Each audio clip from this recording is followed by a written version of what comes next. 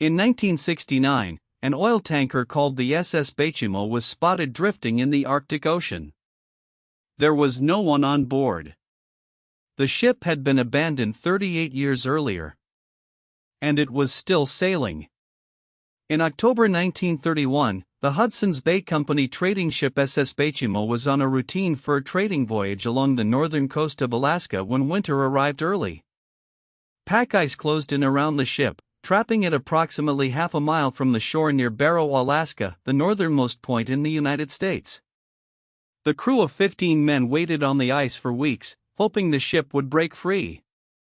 When it became clear the ice was not going to release the Beichimo before full winter set in, the Hudson's Bay Company arranged for an aircraft to evacuate the crew. They left the ship embedded in the ice, fully expecting it to be crushed and sunk by the pressure of the winter freeze. It was not crushed. It was not sunk. The Beichimo broke free from the ice on its own and began to drift. For the next 38 years, the SS Beichimo sailed the Arctic Ocean without a crew, without an engine running, and without anyone at the helm. It became the most famous ghost ship of the 20th century. The Beichimo was a 1,322-ton steel-hulled cargo steamer built in Sweden in 1914. It was a sturdy, well-constructed vessel designed for Arctic conditions. But no ship was designed to survive nearly 4 decades adrift in the most hostile ocean on Earth without maintenance, without fuel, and without human intervention. The first sighting after abandonment came just weeks later, in November 1931. A group of Inuit seal hunters spotted the ship drifting in open water approximately 45 miles from where it had been abandoned. They boarded it and found the ship structurally intact.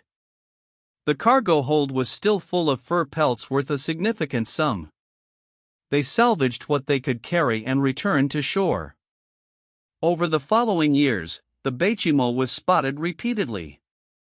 In March 1932, a trapper named Leslie Melvin saw the ship drifting near Herschel Island.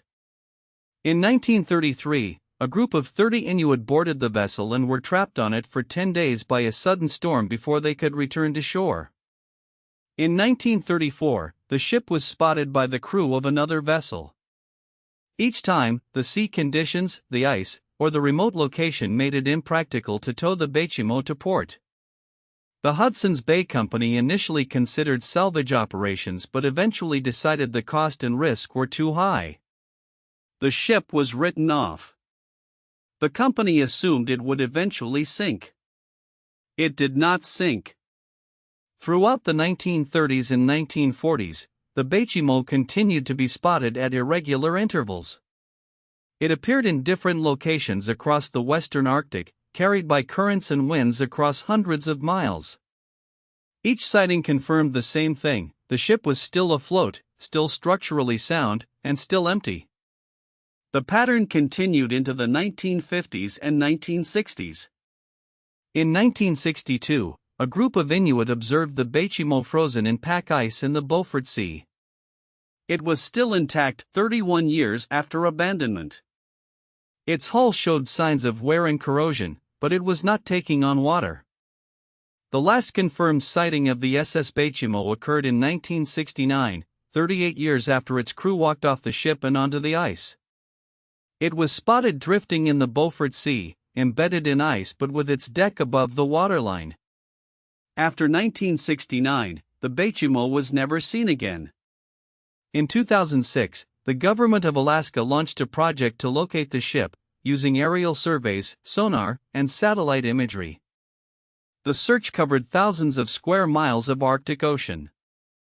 They found nothing. The Beichimo had either finally sunk or had drifted into a region of the Arctic where it remains undiscovered. The story of the Beichimo raises a question that has fascinated maritime historians for nearly a century: how did a steel ship survive 38 years in the Arctic Ocean without maintenance? The answer lies partly in the ship's construction. Swedish-built steel hulls of that era were over-engineered for Arctic conditions. The Beichimo's hull was thick enough to resist the crushing pressure of pack ice that would have destroyed a lesser vessel. The ship's ballast, the weight distribution that keeps a vessel upright, was set when the crew abandoned it and apparently remained stable enough to prevent capsizing. The Arctic itself may have contributed to the ship's preservation. The cold water slowed the corrosion of the steel hull. The lack of marine growth in Arctic waters meant the hull was not weakened by barnacles and other organisms that would have degraded it in warmer oceans. And the ship spent much of its time trapped in ice, which paradoxically protected it from the wave action that destroys abandoned vessels in open water. But 38 years is extraordinary. No other ship in recorded history has drifted unmanned for so long. The Bachimo outlasted most of the people who sailed on it. It outlasted the company that owned it. It outlasted the fur trade that gave it purpose. Somewhere in the Arctic Ocean, perhaps on the seafloor, perhaps still drifting beneath the ice, the SS Bachimo rests. If it sank, no one knows where. If it is still afloat, no one has seen it in over 50 years. The Arctic is vast. Much of it has never been surveyed. The ice shifts constantly. Ships and aircraft pass through only during brief summer windows. The Bachimo may still be out there.